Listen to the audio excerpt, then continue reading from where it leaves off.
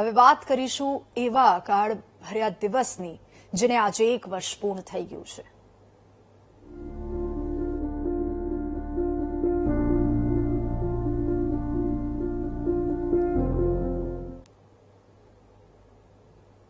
Ahmedabad plane દુર્ઘટનાને આજે 1 વર્ષ પૂર્ણ થયું છે, ત્યારે અનેક પરિવારના હૃદયમાં પ્લેન દુર્ઘટનાના ઘા હજુ પણ તાજા છે।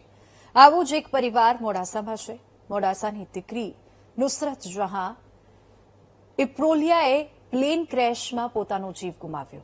આજે આ ઘટનાના 1 વર્ષ પછી પણ નુસરતના ભાઈએ વીટીવી ન્યૂઝ સાથે જ્યારે વાતચીત કરી ત્યારે પ્લેન દુર્ઘટના માટે જવાબદાર તમામ લોકો વિરુદ્ધ કડક કાર્યવાહી કરવાની તેઓએ માંગ કરી છે। તેમણે કહ્યું કે ઘટનાના 1 વર્ષનો લાંબો સમય બીતવા છતાં આ મામલે હજુ સુધી કોઈ ચોક્કસ કારણ સામે નથી આવ્યું, જેથી સરકારે આ દુર્ઘટના માટે જવાબદાર એજન્સીઓ અને કંપનીઓ સામે કડક કાયદાકીય પગલાં લેવા ખૂબ જરૂરી છે, જેથી ભવિષ્યમાં કોઈ અન્ય પરિવાર આવી ભયાનક દુર્ઘટનાનો ભોગ ન બને।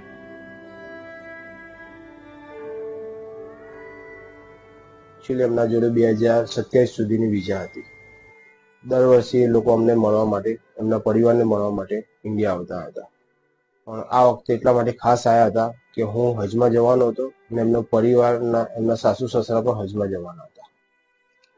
તો અમને મુલાકાત થઈ, પછી અમે લોકો હજમાં ગયા, હજમાં ત્યાં જ હતા અને આ 12 તારીખનો આ બનાવ બન્યો, જે ત્યાં અમે ત્યાં સાંભળ્યું। અમને ત્યાં અહીંથી ઇન્ડિયાથી કોલ આવ્યો અને ત્યાં આગળ અમને સમાચાર મળ્યા।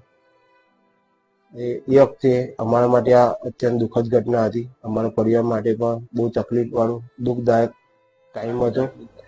અમે બહુ તકલીફમાં એ ટાઈમ ગુજાર્યો છે।